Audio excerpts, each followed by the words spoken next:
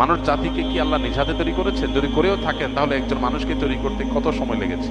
কারণ একজন বক্তা দাবি করেছে ওনার তরিকার আরেক বক্তাকে তৈরি করতে নাকি আল্লাহ 30 বছর সময় লেগেছে।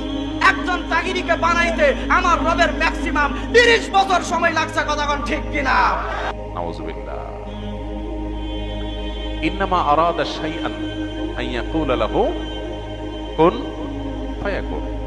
আল্লাহ রাব্বুল আলামিন বলেছেন, আল্লাহ যখন কোন জিনিস সৃষ্টি করতে চান তখন আল্লাহ বলেন হও, হয়ে যায়।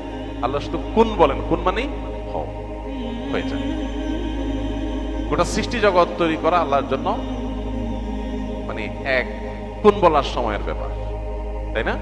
আল্লাহ যা চান সেটাই হয়ে যায়। এরপর আল্লাহ তাআলা এই নবমণ্ডল এবং ভূমণ্ডল, এই মহা সৃষ্টি আল্লাহ তাআলা সৃষ্টি করেছেন 6 দিনে। যেটা আল্লাহ তাআলা কোন বললে হয়ে যেটা 6 দিনে কেন করেছেন এটা নিয়ে অনেক আলাপ আছে। আল্লাহ তাআলা আগে একটা সৃষ্টি করেছেন, পরে একটা সৃষ্টি করেছেন। এখানে মানুষকে কাজের ধারাবাহিকতা, প্রত্যেকটা কাজ করার ক্ষেত্রে একটা সিস্টেমিক্যাল ওয়ে অবলম্বন করা, একটা ধারাবাহিকতা মেনটেন করা, কোনটা আগে কোনটা পরে সেই শৃঙ্খলা রক্ষা করে কাজ করা, এটার শিক্ষা দেওয়ার জন্য আল্লাহ তাআলা এই সময় নিয়েছেন। কিন্তু আল্লাহ তাআলা সময়ের প্রয়োজন নাই। যেখানে কোরআনে আল্লাহ তাআলা বলেছেন যে এই মহাসৃষ্টি নবমণ্ডল ভূমণ্ডল সৃষ্টি করেছেন আল্লাহ তাআলা 6 দিনে, সেখানে এক বক্তা সৃষ্টি করছে আল্লাহ 30 বছর লাগছে।